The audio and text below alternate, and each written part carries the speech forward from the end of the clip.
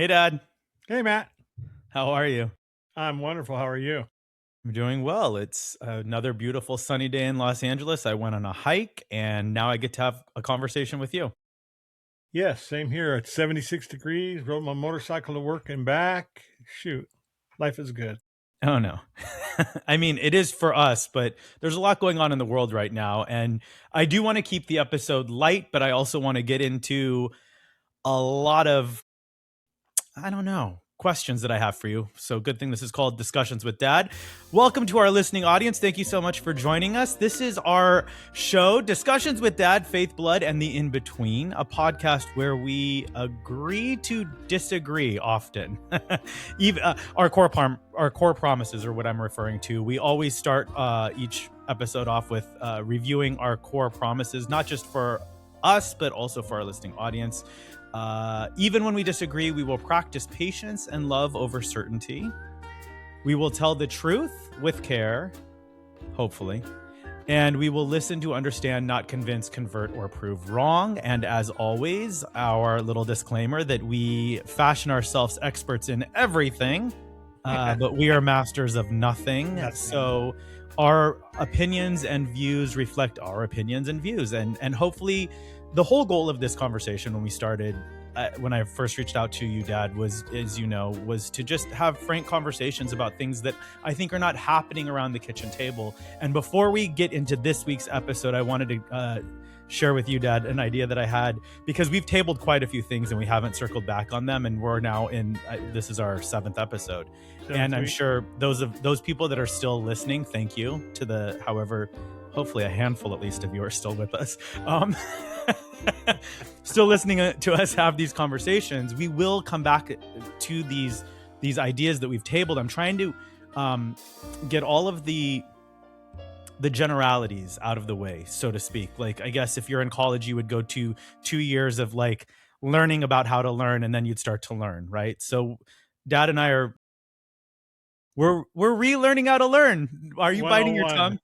We're definitely in 101. 101. Yeah. So, Dad, so this was the thought that I had when I was thinking of our shows, because I know I also want to be transparent with our audience. Today, we're taping 2 episodes. We're taping today's episode, which will appear tonight, and then we're taping one for the month of May because you're going on a month-long sojourn with your wife across the country on your motorcycle. Do you want to share anything about that really quick? Yeah, it's called Run for the Wall, and this will be our 3rd year. And it's for a wonderful cause. It's to honor the veterans, all the veterans, and specifically the Vietnam veterans is what started it, but it's to honor all veterans and all active duty, MIAs, KIAs. So we honor the military. And it's And probably you about ride 1,000 from bikes go ahead. You ride from Ontario, California, to all Washington, D.C. to DC.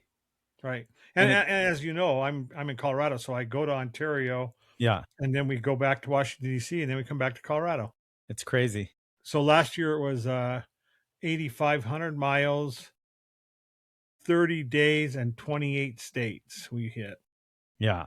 I'm proud of you. I love that you do that. And what I most admire is to see how you're living your life now that you've raised your kids and you have your life kind of free again. You know, you can kind of Amen. do whatever you want, but I know you still choose to work, which I don't understand. I love to work. I love my I, job. I guess I mean, I'm an artist, so I probably am going to be working to my grave if I want to put food on the table. Yeah. Anyway, so we will be taping another episode today, and then we'll tape another episode in 2 weeks when we tape our live episode for the second episode in April, and those will both air in May while you are on your month-long motorcycle ride. It's also my birthday month because, you know, May 4th, but I'm a May the 4th be with you, but I'm also a Taurus, and as a Taurus, I celebrate the entire month. And I wrote about this in one of my books. I blame you and Mom because true or false, was there not a parade that fell every year on my birthday? And was there not a Every parade year. that also fell every year on Cherie's birthday? So Yes. it checked out that we would have parades thrown in our honor. Yeah, so yours is exactly on your birthday. Cherie's is a couple weeks after, but we told both of you that when you were little that the parade was for your birthday. I mean, tell me you're a young, broke parent without telling me you're a young broke parent. Right. Right. Now they have Exactly. princess parties with bounce houses and You got a parade, baby. I had a parade, a marching parade. That was the beginning of my delusions of grandeur. So Right. whenever I come to you asking for something, know that it was rooted in that birthday parade. That first, yeah, it was my fault. It was my fault. So all this to say that I had an epiphany today that I was like, we should do an everything but the kitchen table, but call it the kitchen table. So I think one of our closer towards the end of this season, so that'll be like probably November, I think we should do 2 kitchen table podcasts where we do invite our friends on finally to have these conversations about things that we've tabled, because we need an outside source to come in and reflect on us. So you'll reach out to your friends, I'll reach out to my friends, and hopefully we'll have conversation in November. And that's a perfect time because it's Thanksgiving. And we can talk about Thanksgiving because some people don't want to use the word Thanksgiving because of what that stands for and what it represents, which is the perfect segue. I always compliment my segues to what we're talking about today. And the title of our episode is When the World Changed Faster Than Our Language. But the real question that I have for you, Dad, is, are we even speaking the same language anymore? And before you answer that, I'm going to prompt you with uh, a casual and fun way into the conversation by asking you, what was that overused word or phrase or words in your generation that just, if you ever heard it again, you would just be like, oh no, once was enough. We lived through it. I'll give you an example. For me, growing up in Southern California in the 80s, radical, totally awesome. I still use the word awesome, but radical and bitchin' and totally. And bitchin' was one of those that it was kind of fun because you felt like you were saying a bad word. One I would not want to hear again or use, Mm-hmm. from the 60s and early 70s Mm-hmm. was righteous. That was Righteous. righteous. Yeah. Yeah. That was, Everything was righteous. it was righteous. That's right. What's funny, now that you mention it, if you watch, I love all of those behind the music. They don't exist anymore. I don't think VH1 and MTV, I think, are both gone. I don't know. I might be wrong. VH1 might still be around. I think MTV is officially closed, done. Uh, but the behind the musics, and so the word righteous, like whenever you'd watch a Beach Boys documentary or a Mamas and the Papas or who else, like they'd be like righteous, someone talking about that time in like Yes. the 80s or 90s. Yes. Yes. So It was, okay, it was definitely the late 60s, early 70s that righteous really, really came on strong. so what are some other words in that time that really stood out to you? Well, I mean, as far as changed words that, Uh-huh. uh, oh, we've talked about this. Me and Abby's talked about it. Things that changed in you guys' generation that I used and was acceptable, and not bad. Wait, yes, we're Okay. gonna get to that, but Okay. just words that like that we heard, that you heard in your generation, that we maybe still hear now. Man, I can't think of anything that's not that I wouldn't Okay, still then use. go for it. Go with, and Abby is your daughter, my younger Right. sister. Right. Um, Oriental. Oriental was used a Yeah. lot. It's no longer used, or at least I'm told it's no longer used. I No, I should think say it's Asian. used as a derogatory word. I Yeah, think. and it wasn't derogatory at all when I was growing up. As Well, a matter hold of on. fact, the Oriental So Express. wait, hold on. Okay, say all the words and then I'll ask you the question. Go ahead. Okay, the Oriental Express was the name of the train, and I think that It still that is. and it is, and that all that dictated was where it was going, and that part of the world was called the Orient, And and so that's how we people, still use the word. So like you can still buy a rug from the Orient. right? But So now we people from refer to the people as a community, the Asian community or the right, Pacific or the right. Pan Asian or the Pacific, So I understand that, but that yeah, wasn't how it was used right. No, originally. I understand. Yeah, that's what I'm That asking, was probably literally. one of the main ones. Okay. Um, well, obviously the N word was also used in different ways, and how I'm sure it was used back then Right. versus how it's used now. And I don't think Well, the any. true N word we never used back then either. That was not. I mean, it was Right, people used it even on TV. People used it, but right. to me, it was always derogatory. Well, I remember when Grandma Schaefer was still alive and she would refer to black people as colored people. And I was like, Graham, that is not an appropriate word. Right. But when she in the 50s, that's how that was, I guess, conscious people referring to black people as that was the word that they would refer, or instead of like BIPOC community, they would use that word. And but so I guess that brings me to my question is once you know that a word has an impact or a weight, do you still use it?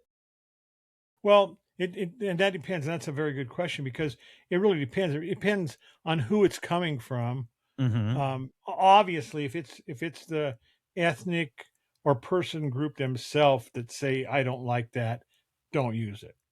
So because That's just common courtesy.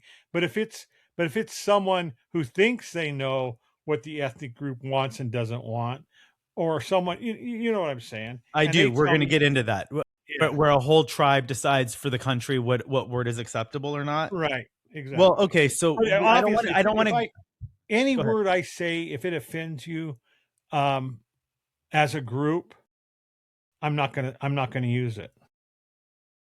A I'm friend of just not. mine, and I think I think that is just being a decent human being. Yeah, I mean, it's so easy not to offend people. It's also easier to offend people, and okay, Right, so if you then don't why do you care. so okay, But it doesn't so cost me anything to be polite, kind, and courteous at so, all. okay, what about like okay, what about a word like freedom or responsibility? These are words that we share in a society, but we have different definitions of them. Or at least our political parties in the United States feel like they have different definitions of them. Freedom for the right means small government. Well, it used to mean smaller government and the government kind of staying out of things, but it feels like more so the government, right or left, is getting deeply involved in things that I don't think they should be getting involved in. And then the left thinks that freedom is kind of carte blanche until it's defending, Jewish people.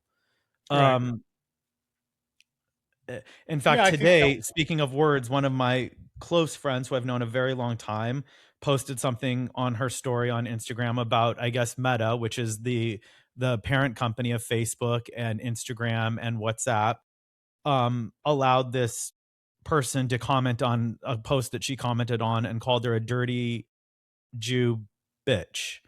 And I was like, really? It's so horrible and so mean and so commonly used now and so accepted. And so I guess what is our shared responsibility in how we use these words? well, again, that, um, that's two different words being used together that used separately, really 3 words, but if you said "dirty Jew," that's a terrible thing to say, a Right. terrible thing to say, like would be to say a dirty Italian or dirty anything, Right. right? Shouldn't say that. Right. Jew, of course, is fine. A Jew is a Jew, and that's fine. They're Right. Jewish, they're Hebrew.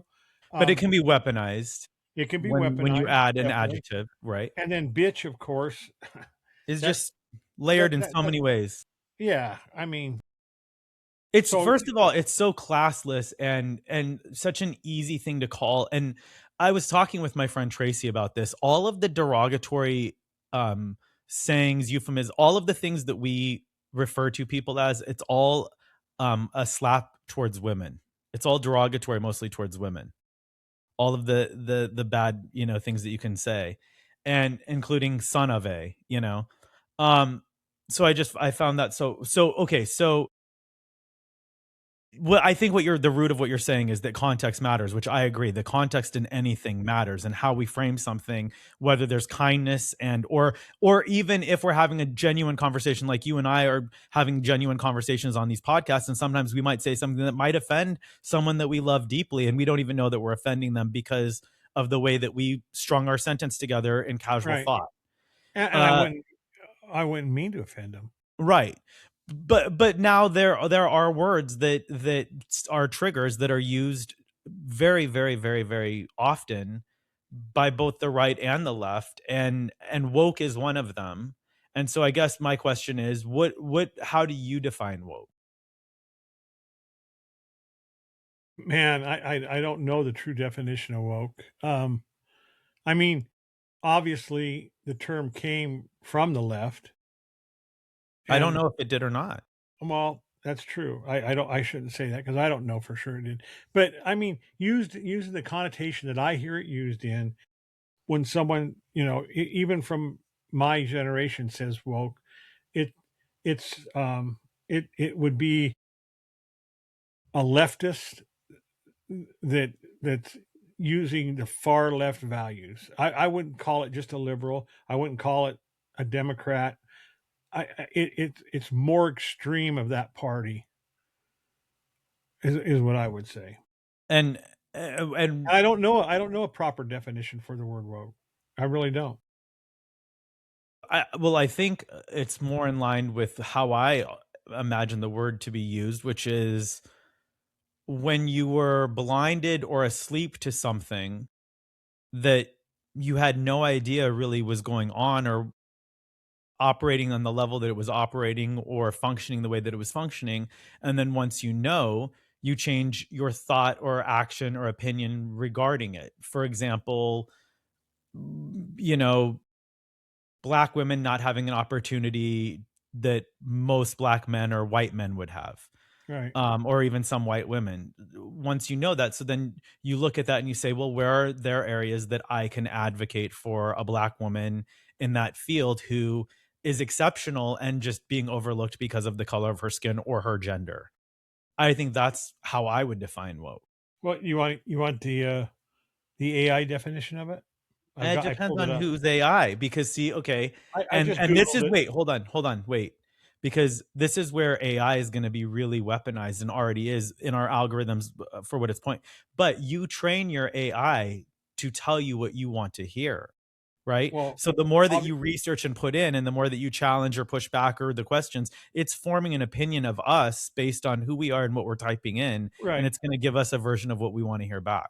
But go It ahead. may or may not be. But I think this is probably pretty close to what you said, and it's. I just googled woke, meaning of woke, and it comes back and says woke refers to being actively aware, awoke, Okay. actively aware of systematic injustices, particularly regarding race and social inequality, originating in African American vernacular English as "stay woke." I didn't know that. I didn't know that that's where it I came remember from. when Stay Woke was, that Okay. was from probably It your now functions as generation. both a complement for social consciousness and a term used by critics to label or criticize left leaning. This is pretty accurate because Is it depending it on should tell who's you the source. Is it from Webster, Oxford Dictionary, which dictionary? UMass Amherst. Oh, okay. Yeah. Alright. So, well, I mean, that's probably a liberal college, but, so I wonder what Oxford Dictionary would say. Google Oxford Dictionary, definition of Okay. woke. And while you're Googling that, I can share that I think that it's easy to, once someone wakes up to a new idea, it's easy to ignore or just go back or fall back into what you didn't know. And I think the reason people, celebrate is not the right word, but the reason people recognize someone as being woke, I think, is because what you're recognizing is they're actively trying to be a better person. That it should be a good, it should be, in my opinion, it should be a good thing that you're waking up to the idea that no, things aren't always equal on earth. This idea that, because when I was growing up, I knew, when I became woke was when I realized probably also that I was different than all of the other boys playing sports.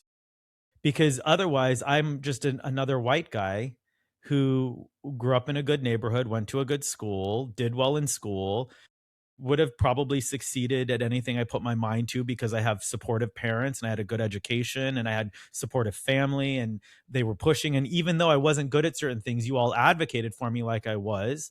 And so, but then once I got into like soccer or something or Boy Scouts and I realized, oh, I'm different, I was able to see things from a different lens than my friend Tom or my friend Nick. Right. And so maybe that's why I have more leniency towards the word woke, because I do think that the word woke has now been weaponized, and I do think it almost is always used as a derogatory word when the right or the left say it, and they both say it, by the way, because I think you can also be woke religiously. I think you could be Yeah, woke. well, and that's what I was going to say. It depends. I mean, obviously, if you're implying, okay, so it says it in both these. Oxford says the same thing. It's a left-leaning terminology. Well, then saying you're woke is and when it has comes to racial or social discrimination or injustice, then you're immediately saying I'm not awake to it. If you're woke, you're not woke. You're not awake to it. No, I disagree with what you think you know. I just Right. disagree with it. Doesn't mean I'm not awake, and doesn't mean I'm asleep to the fact that there's injustices going on. I just don't see your side as the only way through that whole situation or problem. Well, And that's that's how interesting. you You see what know I'm what? No saying? one's ever said it that way before. That just because you don't believe in the idea of wokeism doesn't mean that you don't believe that there are injustices and that you should be fighting them. There's life is so full of injustices, it's even funny. I mean, that's life. Right, There, but as long as there's, one side likes to pretend like that's not the case. One side likes I to don't think pretend that, so. like, I if think you they, work I hard and you mind your business and you're a good American, you'll go far. yeah, there still could be injustice. There could be, there could still be injustice. I mean, who's not to say that now that you've got all this stuff happening with equality and equity and all that stuff, that there's uh, Asian people being discriminated against to get into college because they would rule the colleges if it was just on merit alone, or entrance into certain colleges, Well, or whites for that I think matter. certain schools are getting called out. I Yeah, mean, I think UCLA, I think there are certain schools that are getting called out for that. called out for that, exactly. So Yeah. it's always about balance. I mean, the whole world is really about balance, and we've gone out of balance. We're How totally out much of of it balance. do you think, okay, so this is the perfect opportunity. How much of that balance then do you think lies in our leadership and the words and the fear that they use? The word fear in and of itself is such a a loaded word right now because both sides are leading with fear. They're leading with what could happen in the worst case scenario of if this s- idea plays out. Oh, I know, and Matt, I blame that. I don't. I mean, I blame it on the parties, yes, but I blame it on our news organizations, our media more than anything, because everything is sensationalized now. Everything is sensationalized. I'm even a snowstorm that comes through here when I was a kid that dumped 2 feet. Now it would be the worst blizzard that's ever came through, and oh my God, you better get to the store, and we were getting the sleds out in the tubes and having a blast, and but it's fear mongering. What you're saying is fear mongering. Right. This fear factor. Why does everything have to be sensationalized? Everything has to be full of fear. Who are you Well, trying to scare? Because so you're not scaring why? my Because, generation. well, who do you You're think not you gain scaring more my control generation with? at all. Well, We should, you're not scaring Gen X either. I mean, there we're you the go. last generation that were on the streets until the lights came on. Why fear equals power. There's more power. First of all, it equals advertising dollars. And it equal because you're just glued. You're addicted to, it's like the car crash on the freeway. You can't for whatever reason people can't just drive past a wreck on a freeway. They have to stop, they have to rubberneck, they have to look at it. It's the most bizarre thing. I intentionally go out of my way not to look at it, you know? Um where do you think you say it's the media, but even the right media? Oh, I think there's some of that going on the right too. I do. So then how is an American supposed to, where are they supposed to get accurate information? It's a great question. I don't know, man. I think you get used to certain outlets and listen to them, and then if it doesn't come true, you get rid of that outlet. I mean, there's a lot of things going on that are being said that aren't true, and there's a lot of things that are semi-truth. And then there's things that are true that's happening, and we should know about it. We should need to know what's going on. Well, But how much of that do you think is a society that's obsessed with labels and identity? Not just who I am as an identity and my pronouns, but also labels like Gucci and Prada and just the excess of identifying and being able to be identified by how much wealth you have, how much power you have, how much status you have. Uh, and or how you present. Do you present Duck Dynasty, for lack of a better term? You've got your Harley behind you, and I do I Duck have my Dynasty. palm Yeah. trees and my powder blue T-shirt on. Like how much of that starts with our own willingness to buy into the fear instead of actually taking a breath and looking at things through the lens of, well, what do I actually see happening in society? Do I see Right. people helping people at the grocery store? I do. Yeah. Of course. Yeah, and my town's 4,000 people. I see Right. lots of good things happening here, and in some ways we're sheltered from stuff that happens in Denver or Colorado Springs because of where we live. So I see it on TV, or I see it on the news, or I hear it on the radio, because I really don't even watch that many news channels anymore. Right. But yeah, I mean, you go out and experience stuff and understand it and see it. You know what's Okay, happening. so We rode to Denver 2 weeks ago for a meeting for our Run for the Wall, and happened to be that Saturday that it was all the No Kings protests, and I saw, I'll bet you, well over 1,000 people lining up both sides of the street and across the overpasses. So then I realized that they're not lying. There's people out protesting. I saw it with my own eyes. It wasn't just some obscure video shot that I saw on the 5 o'clock news or or anything. that they're paid actors, which is what, a lot of people on the right believe that this is all just a bunch of paid actors, Well, I think there's which a bunch of, I mean, there could be some look, paid I think there are organizers. paid actors. I think there are paid yeah, Yeah, they're the paid the organizers MAGA and some using the word actors. paid actor, but I think that there are paid organizers, and there always have been. I mean, I remember being in Denver during the DNC when Barack Obama was the Democratic candidate, and it was the DNC was there, Right. and I because of, you know, a s connection, I was able to get behind the scenes in some of those things, and I remember thinking that, um, even then, I remember thinking that everything is just about who you can convince and how you can convince them with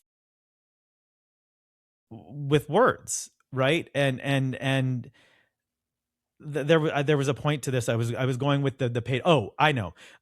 There were the organizers that were there. Sorry, I had Right. like a I was like, where was I going? There were the organizers there, and they were from all of the different nonprofit organizations that all kind of fed into the bureaucracy of like, they're not the lobbyists, but they work with the lobbyists. I don't know what they're called, but they're all communicating and talking about language and how they're going to roll out certain ideas and how they're going to frame it for this group this way and this group that way, right? And you go to enough of those kind of behind closed door meetings, or you hear these things, and you're like, well, if this party is doing it, if this campaign's doing it, then they're doing it over there as well, and they're doing it kind of everywhere in leadership. Executives have always talked behind closed doors. It's not a new thing. But when I Right. actually heard paid organizers working with lobbyists, working with politicians, you realize how big of a machine any election is, first of all, and then specifically presidential elections and what it takes to get half of the vote. And right now, the last few elections have been divided pretty evenly. I mean, one will argue, oh, this person got a million more, but it doesn't matter. It's pretty 50-50. It's pretty neck and neck. And the last 3 or 4 elections have been that way. So who's winning? Who's winning the war on words? Yeah. Um, Nobody. I think it's hurting us. There's really no clear cut winner. I mean, my generation is going to continue doing just what we're doing. Um, I will do my best not to offend you. I won't allow you to make me say things I'm not going to say. It's so But interesting you bring that. You're getting to. I mean, we're halfway through, I guess, this episode, but you're getting to things that I was kind of saving towards the end. But like, I guess let's just talk about generationally. We started with the the word righteous in your generation. I think that there are a lot of Gen Zers who are living righteously, if I know the definition of the word righteous, and that they're preaching these ideas and these ideals, but they're not substantiated from where I can see in anything that is really rooted in long-term impact. How is it really going to change something? Tearing down something that exists is all fine and good. And we've started talking about this when it came to like the Luigi Mangione kind of thing. Like you can't just you can call for a revolution, but what comes next? And so right. with in terms of where we are with words, when a lot of people in my party are calling things that are happening genocide, it's hard because that word is such a deeply, for me, loaded word. And when you kind of are using it haphazardly or casually to describe an incident that's happening, and something that I look at as a war between two countries, or not even one of them's not even a country, a group of people, I don't know that you can call that a genocide. It's But then you have Donald Trump saying, yesterday on True Social, quote, "A whole civilization will die tonight, never to be brought back again." He makes it really hard to talk people off a ledge when they say that there's a genocide happening. Yeah. Well, the genocide. They went down that briefly for 24 hours until the real meaning came out, and it worked to his advantage. What he wanted to have happen. If he would have bombed all of the power plants and all the infrastructure and the bridges, it would have changed. It would have ruined. It would have sent that society back into the dark ages. And I think that him saying that the way he said it precipitated exactly what he wanted to happen. Let's back up. Let's stop. All we want is the Strait of Hormuz. I can't say it. Strait of Hermu. Hormuz open, and all we I don't want know. is the oil to flow, and we want to stop the bombing, and they did. It's a 2 week thing. So yeah, I was thinking more when I think about how you're saying stuff like that. I think about how genocide, the word on the left, works one way for certain things and not at all for other things. For Like what? example, the whole thing with Palestine and Israel, right away, it's a genocide against the Palestinians. Um, but there's more Christians being killed In and was Sudan. killed in Sudan and Nigeria. Yeah. 100,000 Christians in the There are last since also people being genocided in China. yeah, that's right. That's a true genocide, and the left Right. is saying nothing. They've said nothing about it. So, okay, if you want your genocide speech, then be fair across the board. People are dying at well, Well, much greater well, numbers. And okay. it's not even a war. They're not. This is not a war that people are fighting back. Israel is going into Palestine and having to fight and fight Hamas. Israel is doing that, but that's not happening in the Sudan and Nigeria and those places. They're Yeah, just there's no flat. pushback. They're just There's no murdering pushback people. at all. It's pure slaughter. eighteen Well, and thousand and I think churches. that that's where you and I would agree in the word being misused. The genocide. There was a genocide of the Jewish people we call the Holocaust, That's and right. millions and million, almost the entire Jewish population was eradicated from the Six face of the earth. million, over 6 million. Yeah, and there's less than, I don't know, a And lot and, less than and that survive. so when we talk, Surviving Jews right now. And so eh, when I look at this, and then when I look at both the Jewish people and the Palestinian people have had the same amount of time in the same land, and how one has built this country and how one has allowed their own people to stay in poverty and used as human shields and weapons. And I'm thinking when I was in middle school and I watched the first time, I really understood what was going on between the Palestinian people and Israeli people when they would send suicide little kids strapped with suicide bombs going into villages in Israel. And I just thought, no other religion requires that That's right. of their people. So Well, that's where the left confuses me when they're looking at something, anything, a word, an idea. I think that we get it right often, but we get it wrong as much as we get it right, and that we don't see. And this is why. And I there's a great podcast out there that I hope that you'll listen to that Tucker Carlson had when he talks about at some point you have to identify where your values lie. And for me, it's hard because I want people to see that this doesn't have to go on the way that it's going on, but until we acknowledge that there are people out there that want the death of the Jewish people, we're not gonna that's get right. very far. Well, and plus people what people don't realize, the Jewish nation since 48 has been attacked. I couldn't tell you how many times it's been attacked. And same thing with the Jews in Nazi Germany. The Jews didn't attack Germany. They didn't attack Hitler. They didn't attack No. society. Right. That They were that just was a true eradicated. that's right. That was a true genocide.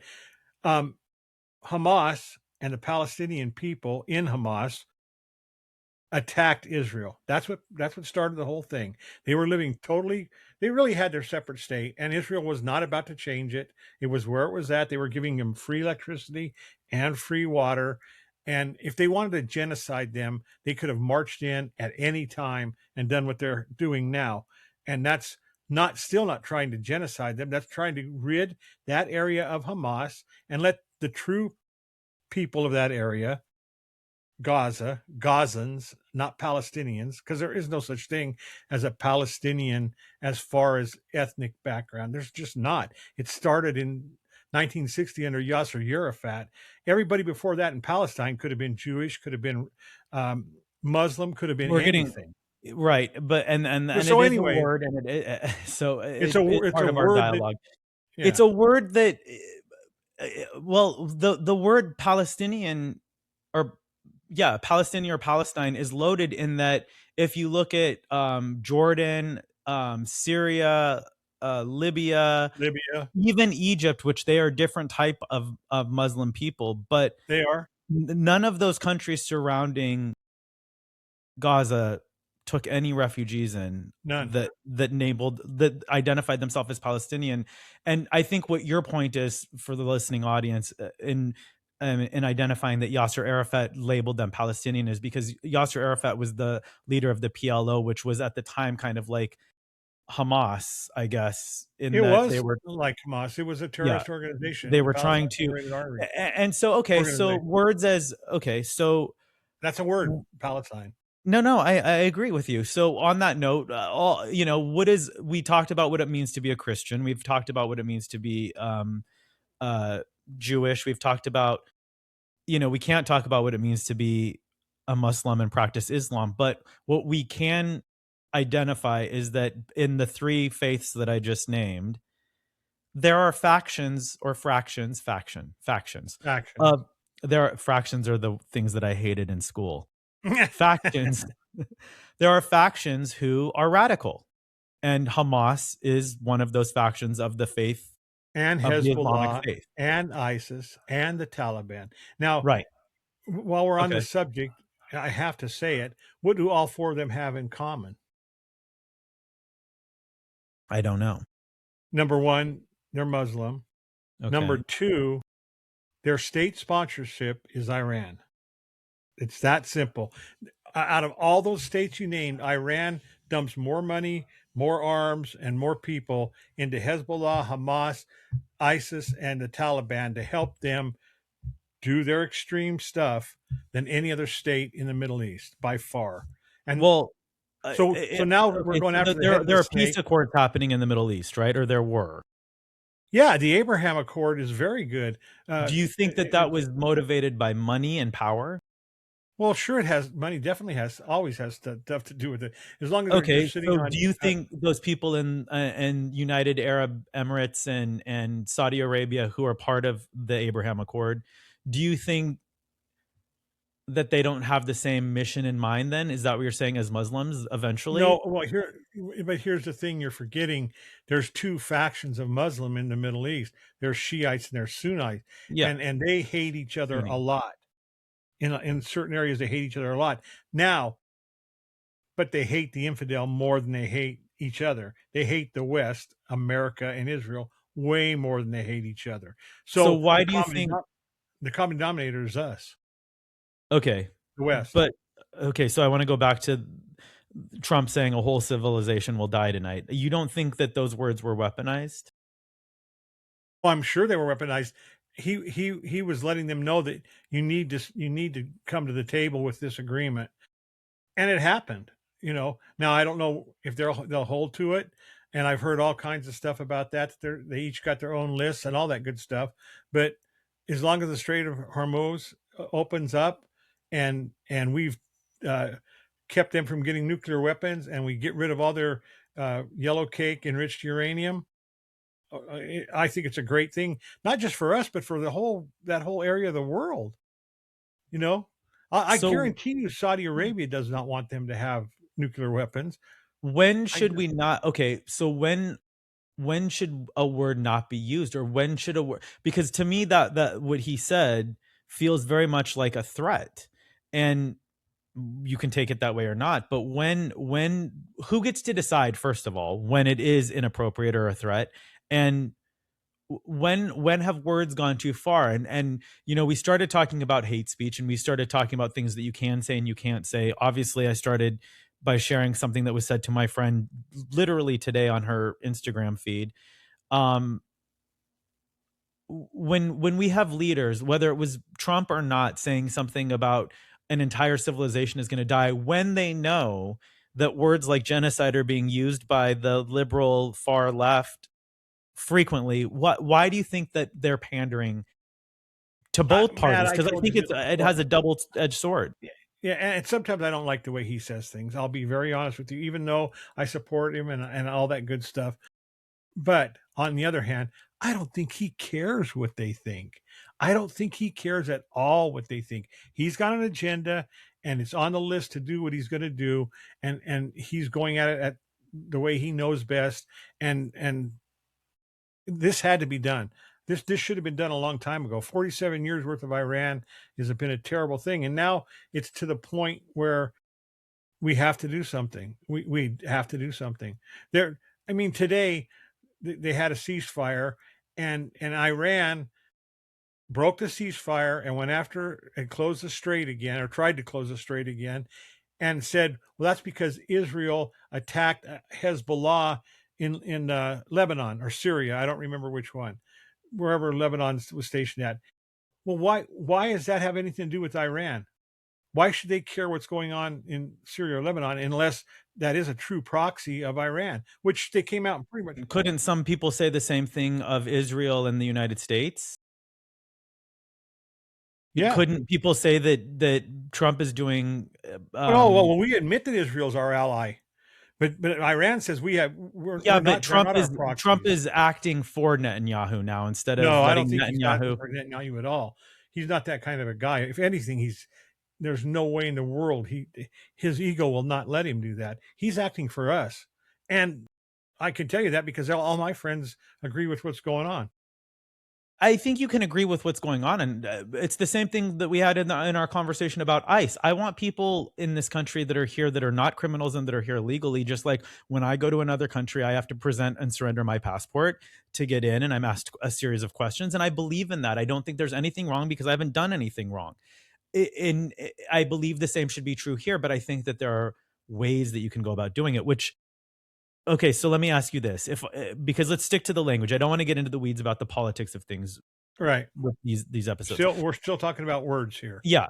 Genocide, If the language is proxy. changing, if Right. the language is changing, what do you think we owe each other while we try to figure out these new ideas? Well, I think definitely just because of my beliefs, we owe each other patience, kindness. Um, I think we owe each other that. I mean, obviously, if I say something wrong, you guys have no problem. You Abby have no problem telling me we don't say that anymore. And then I decide, well, guess what? I do say that, and I am going to say that because, but like I'm saying, it all depends who it comes from. Just because you tell me we don't use that no more, well, your group doesn't use that. My group still does. Now, if I'm talking in a group that it really offends you, I'm going to do my best not to do it. So we owe each other just a little common courtesy. That's what we owe each other. Some common courtesy. Or when you realize that you've said something that offends someone, be quick Apologize. to apologize Yeah. and I'm be sorry. I sincere didn't I about didn't it. mean I didn't mean to hurt you by saying that. I'm sorry. Right. That's so I easy. think, How easy is that to do? How easy? I'm sorry. I didn't mean to hurt you by but I saying that. guess then Abby and I would challenge you and say, how easy is it just to not say the word in the first place? Well, a lot of times, like you said, it's a generational word that I've been using for 65 years. Okay, Well, but wait, I'm 69. I you was don't use the talking when I same was 4. comb that you used. 65 years. You don't use the same hairbrush that you use. You've evolved. No, no, I didn't evolve. I don't even like the word evolution. I don't even bring it up. There's no Talk evolution. about that There's a word. word. Let's Talk talk about about that that word. word. You don't like the word evolution, and yet you embody it. No, adaptation, maybe. Evolution, no. What's the difference? A species Oh, a huge evolves or difference. adapts, If you want the and if they scientific, don't, they're extinct. there's species adaptation and then there's Yeah, evolution. Okay. Species adaptation is the wren on Galapagos Island got a little shorter beak I than the understand what one on the species. mainland. Okay. I know what But adaptation means, evolution Dad. is the wren turned into a snake that went to an alligator to make it to the mainland. I mean, no, That's one and theory of I'm being evolution. totally funny there, I know you I are. think. I know you are. But humans do evolve. We have evolved over time. We're not rounded over and we have early skeletal recognition of what a No, human was. no, that's So not true. Lucy in the Natural History Museum is a lie?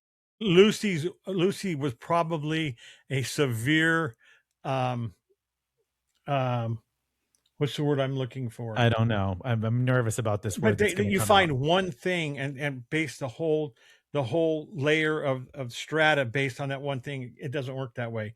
Like a fluke or like No, gosh darn it.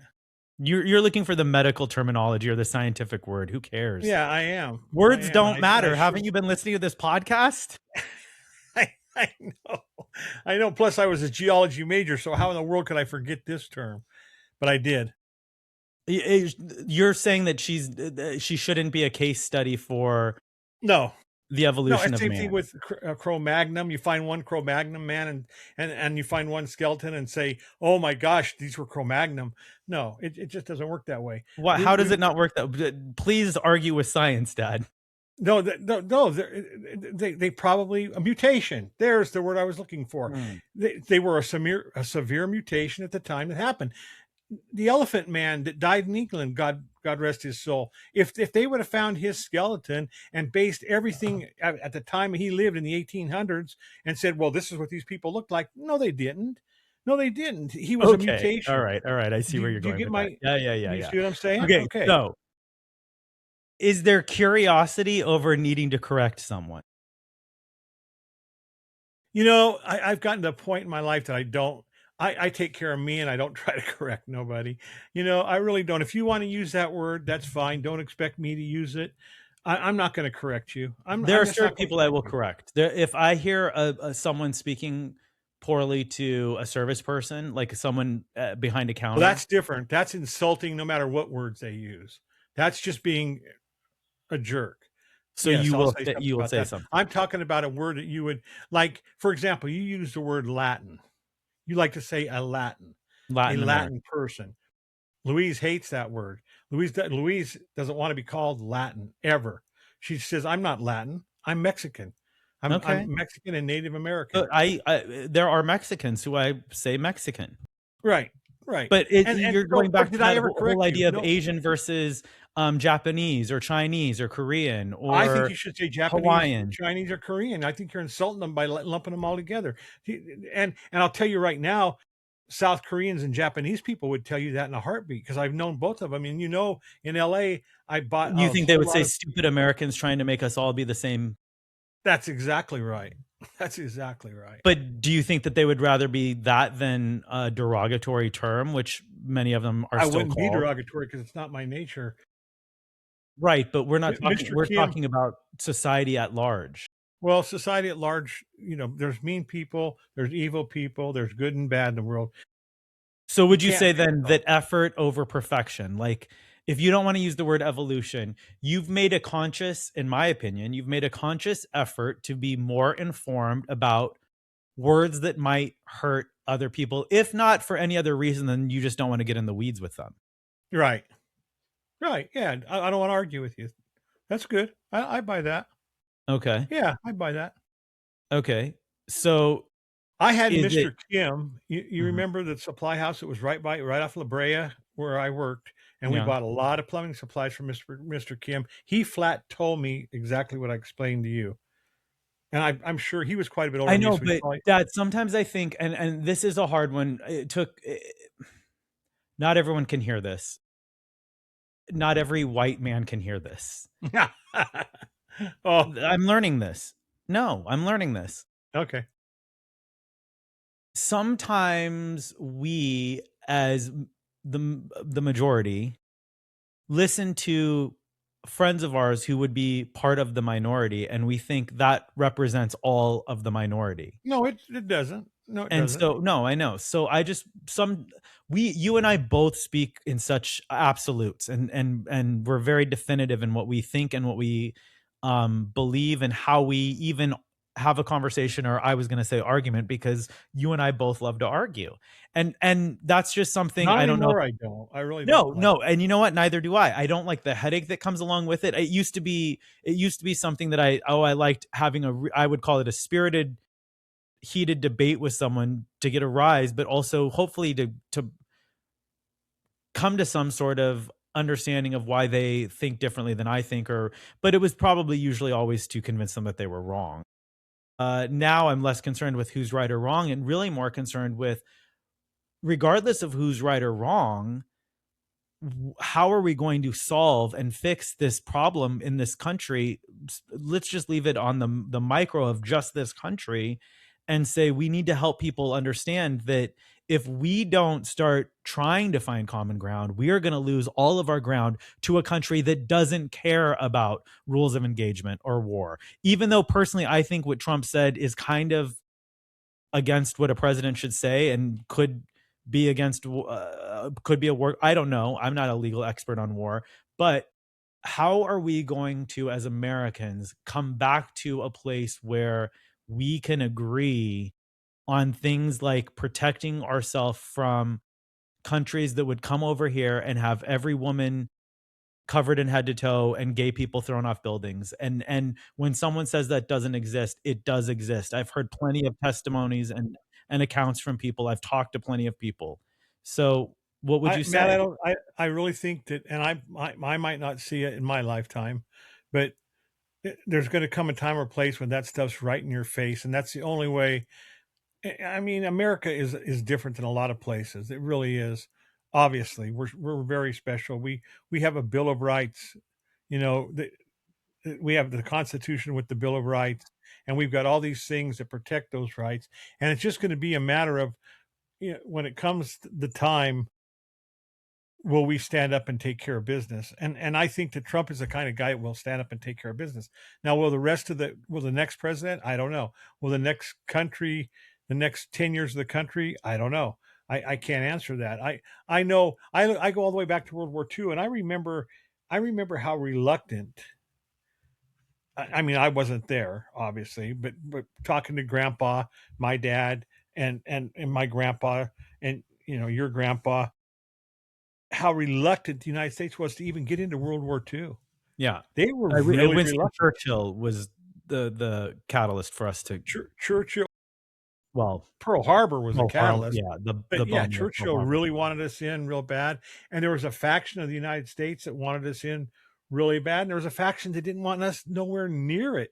And I mean, it got so bad that people even way back then, December 7th, 1941, people said we allowed Pearl Harbor to happen so we'd have an excuse to get into the war. That's been going on for You mean and of course conspiracy? that day they didn't do it, and right after that they didn't do it. But 10 years later, here comes the whole conspiracy theory. The Well, I conspiracy think there are theory. always gonna be people that will challenge the Yes. government at the most extreme level, Yes. and Yes. to okay, to your point So really about nothing has changed. the Bill of Rights and the amendment. Our First Amendment, Anthony and I were talking yesterday, and I forget why, but I said, well, I know why, because Kanye was not allowed to get into the United Kingdom, into England. They won't let him in for the concert, right? I saw that. And I was like, well, I guess people in this country should really look at the First Amendment and be grateful for the First Amendment, That's right. right? That's right. Because That's what exactly is right. there another country on the planet that has that clause in No. No. their That's why we're preamble? so special.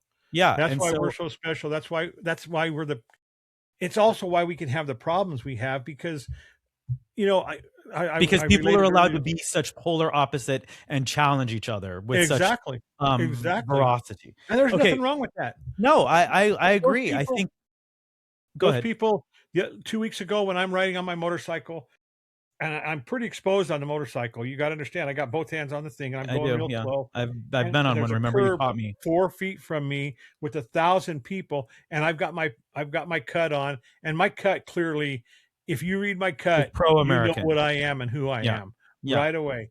Well, those people didn't get out of line.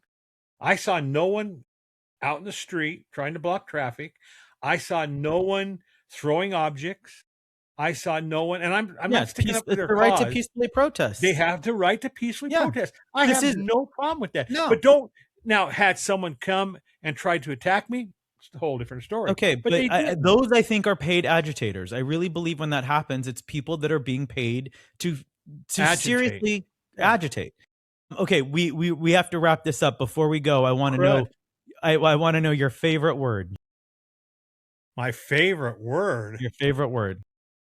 My favorite word. Love. Love is Mine my favorite too. word. Love. That Love. is my favorite word. Well, I Jesus himself said, I give you faith, hope, and love. And the greatest of these is love. yeah, So how can it love. not be my favorite? I think I try to it doesn't always happen, No, especially it in Los doesn't. Angeles, especially in traffic, but I really wake up I really wake up every morning and I look at myself in the mirror when I'm shaving and I do my prayers and I do my meditation and my ritual and I end with a thought of love and how I can be love and be light in the world and hopefully receive love and if more of us think on those lines, I think there would be a lot more light and joy and a lot less fear and evil in the world. That's right. No, Yeah. that's right. You're called to be light of the world. Yeah, and you have to be because and why are we shocked that there's darkness and evil? I'm not shocked. I'm not shocked about it at I'm all. not shocked. I want to instead of going down that path, I'd rather just stay on the path of love. Yeah. And Okay. and when I do that, when I always come back to love, I can always because then I can always find empathy or even if the person is driving me crazy, I can always say, "Okay, they're a human being. Give them as much love as you can right now and walk away." And that's what I do. Because I'm perfect. I think I preached that to you early in the week regarding a situation you're going through right now. Okay, we'll leave it at that. I love you, Dad. I love you too, Matt. Thank you all for listening, and we'll see you next time.